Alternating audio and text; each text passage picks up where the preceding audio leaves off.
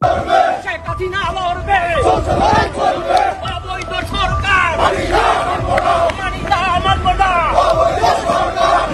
Doctor Yunus সাহেব একটা কথা জানেন, ল্যাং মারেন বারবার, যদি একবার ধরি তাহলে মনে করেন গুগল লাইন হালাই দেবো। শ্রমিক যদি খেপটা যায় তা গুগুর মতন হালাই দেবো আপনারে।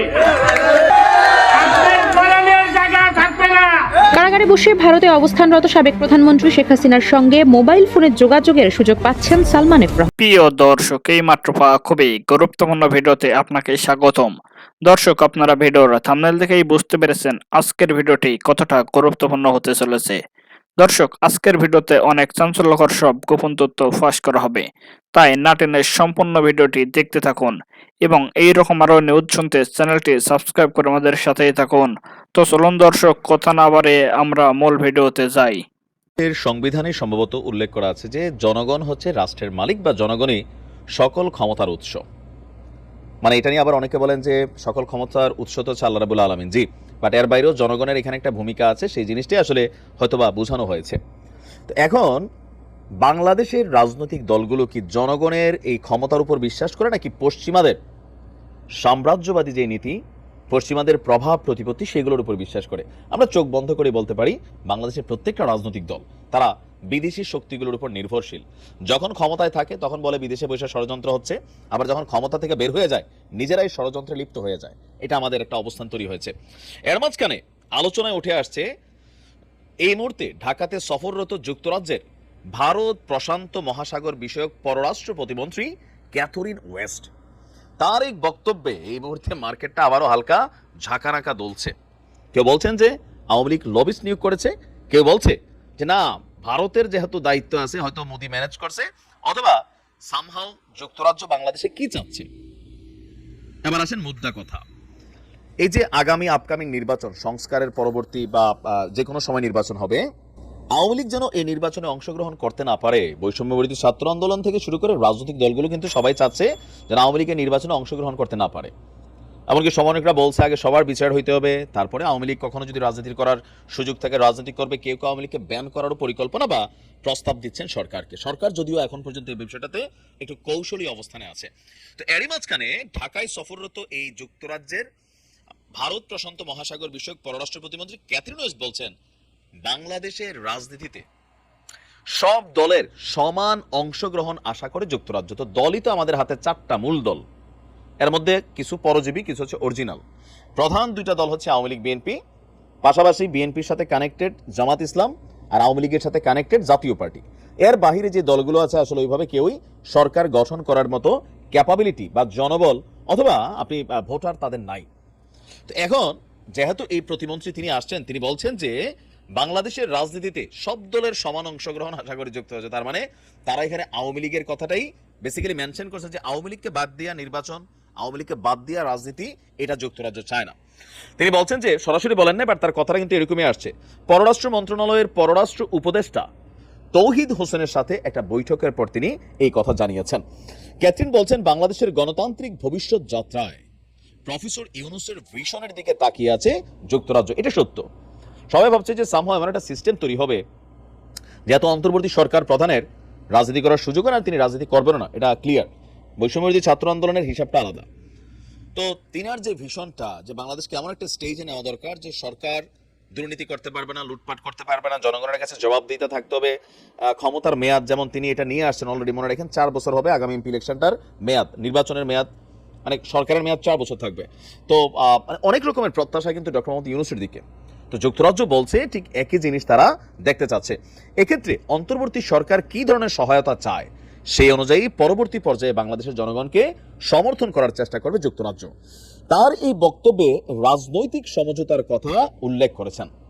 এই পরিপ্রেক্ষিতে দেশের সব রাজনৈতিক দলের সমান সুযোগ পাওয়ার বিষয়ে প্রশ্ন করেছেন একজন সাংবাদিক, যে সবগুলো রাজনৈতিক দলকে সমান সুযোগ পাওয়া উচিত নির্বাচন বা রাজনীতির মাঠে।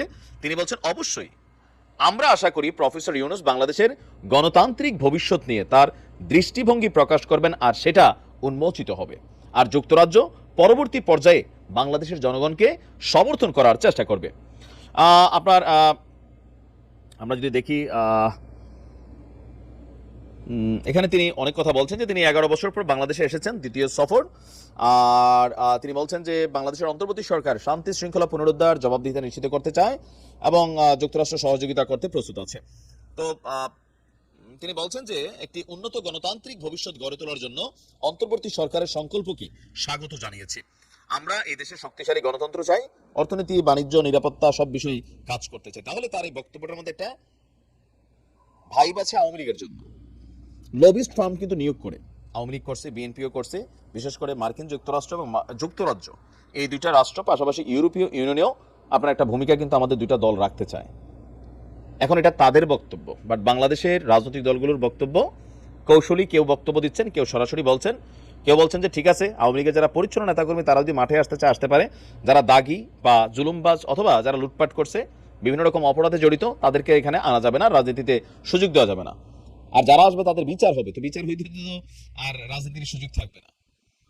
এখন এটা কিভাবে ডিল করবে, তো যুক্তরাজ্য বলতে পারবে, কিন্তু সিদ্ধান্ত নেবে বাংলাদেশের জনগণ। তো বাংলাদেশের জনগণ নিয়ে প্রশ্ন আছে, এই জনগণ তো একক দলের না। করে নেওয়া হলো, এটা রেড অ্যালার্ট হিসাবে থাকতে পারে না। তো যে জিনিসটা ইন্টারপোল প্রত্যাহার করে নিয়েছি, এখন শেখ হাসিনাটাকে প্রত্যাহার হতে পারে না, এটা হতে পারে। তারেক রহমানকে তো হাসিনা গভর্নমেন্ট মানে যাবজ্জীবন কারাদণ্ড প্রাপ্ত আসামি হিসেবে অভিহিত করেছিল, বাংলাদেশের আদালতে বিচার হয়েছিল। শেখ হাসিনার বিরুদ্ধে বিচার এখনো হয়নি, বিচার শুরুই হয়নি। তো এটা তো ইন্টারপোলের কাছে আরও কম গুরুত্বপূর্ণ হবে। তাহলে কি হবে, এখন শেখ হাসিনার পক্ষে কেউ না কেউ যে সেটা মামলা করবে, শুনানি হবে, রেড অ্যালার্ট প্রত্যাহার হয়ে যাবে। এই কাজ হতে হতে 3 বছর 2 বছর লেগে যাবে। তাহলে এই সরকার কি আসলেই শেখ হাসিনাকে দেশে ফেরানোর ব্যাপারে আন্তরিক? আর রেড অ্যালার্টে কি করবে, তারা খুঁজে দেখবে কোন দেশে আছে। এটা তো খোঁজাখুঁজির কোনো দরকার নাই। ভারত তো একদিনের জন্য অস্বীকার করে নাই যে শেখ হাসিনা তাদের এখানে আছে। শেখ হাসিনা 5ই আগস্ট এই দেশ ছেড়ে চলে গেল। 6ই আগস্ট মানে পরের দিন ভারতের পররাষ্ট্রমন্ত্রী এস জয়শঙ্কর উনি ভারতের লোকসভায় এবং রাজ্যসভায় উভয় সভায় বিবৃতি দিয়ে জানালেন যে স্বল্পকালীন একটা নোটিশে শেখ হাসিনা ভারতে এসেছে। তারপর শেখ হাসিনা যে ভারতে আছে এটা তো ভারত সরকার অফিসিয়ালি বাংলাদেশকেও জানিয়েছে। তাহলে তিনি কোথায় আছেন এটা খোঁজার জন্য ইন্টারপোলের শরণাপন্ন হওয়ার কি যুক্তি আছে ভাই?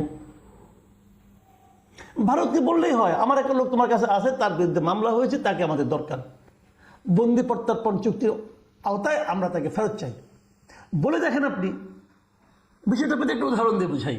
ধরা যাক আপনার একটা জিনিস আপনার বাড়ির পশ্চিমের ঘরে রয়েছে, আপনি জানেন, আপনি তারপরে বিদেশি একজন লোককে এনে অথবা আরও গুরুত্বপূর্ণ একজন লোককে দায়িত্ব দিলেন, দিয়ে বললেন যে ভাই দেখেন তো জিনিসটা কোথায় হারিয়ে গেল। উনি কি করবেন? উনি সবগুলি ঘরে লোক পাঠাবেন, এ তোমরা দেখো, খুঁজে দেখো। তো আপনি উত্তর দক্ষিণ পূর্ব সমস্ত ঘরে খুঁজে একসময় যে পশ্চিমের ঘরে উনি জানতে পারবেন। জানতে পারলে কেউ না আনতে পারবেন, কারণ ওই ঘরে তো একজন মালিক আছে, সে তো বলবে আমার ঘর থেকে জিনিস আমি নিতে দেবো না। তখন সে কী করবে? সে খুঁজে বের করলো, আনতে কি পারবে? আনতে হলে তো ওই ঘরের মালিককে বলতে হবে আপনার ঘরে আমার জিনিসটা আছে, দিয়ে দেন। তাহলে আপনারা কেন একজন ইন্টারপোলকে নিয়োগ করছেন যেটা আপনি জানেন কোথায় আছে? এই মহিলা এতগুলি খুনের আসামি, তাকে আমরা বিচার করতে চাই, তো তাকে না বলে এদের যদি ছোটাছুটি কেন করছি, এই নাটকটা কেন করছিস আমি বুঝি না, আমার কাছে এটা ক্লিয়ার না। আমার একটা জিনিস মনে হয় এটা এমনও হতে পারে, এমনটা কি হতে পারে, ওনারা বোধহয় আসলে হাসিনাকে আনতেই চান না।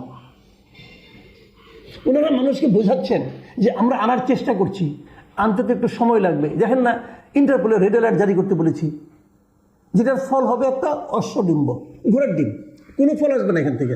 এটা আমার চেয়ে ওনারা আরো ভালো জানেন, সবাই জানে, এটার মধ্যে নতুন কিছু নাই। ইন্টারপোলের ওয়েবসাইটে গেলে আপনিও তার রেড অ্যালার্ট দেখতে পাবেন। তাহলে কেন এই নাটকের কি প্রয়োজন? প্রিয় দর্শক, আমরা শেখ হাসিনাকে ফেরত চাই, তাকে বিচারের মুখোমুখি করতে চাই। সে যা যা অপরাধ করেছে প্রত্যেকটা অপরাধের বিচার করতে হবে। আমরা শেখ হাসিনাকে ফেরত আনা নিয়ে নাটক চাই না। সরকারকে অনুরোধ করছি, প্লিজ নাটক করবেন না, এই দেশের মানুষকে মূর্খ মনে করবেন না, তারা বোঝে। সশস্ত্র বাহিনীর জাতির গর্বিত প্রতিষ্ঠান বললেন তারেক রহমান।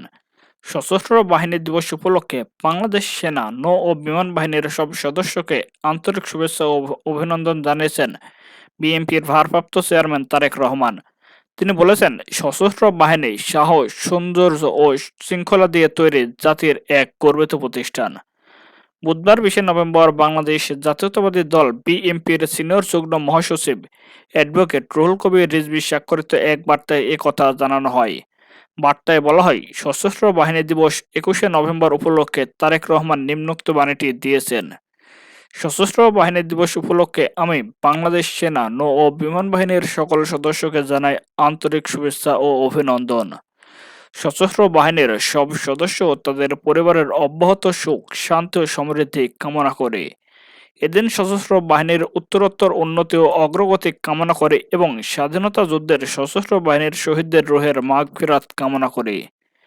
সশস্ত্র বাহিনীর সাহস, শৌর্য এবং শৃঙ্খলা দিয়ে তৈরি জাতির এক গর্বিত প্রতিষ্ঠান।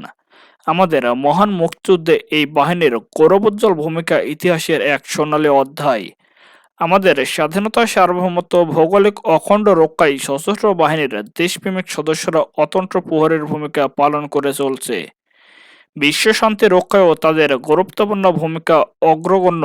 জাতিসংঘ শান্তিরক্ষা বাহিনীতে কর্মরত আমাদের সশস্ত্র বাহিনীর সদস্যরা কর্মদক্ষতা ও উঁচুমানের পেশাদারিত্বের পরিচয় দিয়ে দেশের সুনাম বয়ে আনছে। দেশের সব প্রাথমিক দুর্যোগ মোকাবেলায় সশস্ত্র বাহিনী বলিষ্ঠ ভূমিকা রেখে আজ জাতির আস্থার প্রতীকে পরিণত হয়েছে। স্বাধীনতার ঘোষক সাবেক রাষ্ট্রপতি শহীদ জিয়াউর রহমান বাংলাদেশের সশস্ত্র বাহিনীকে পরিবর্তনশীল বিশ্বের সঙ্গে সংহতি রেখে একটি আধুনিক, গতিশীল ও দক্ষ পেশাদার বাহিনী হিসেবে গড়ে তোলার লক্ষ্যে ব্যাপক কর্মসূচি গ্রহণ এবং বাস্তবায়ন করেছিলেন।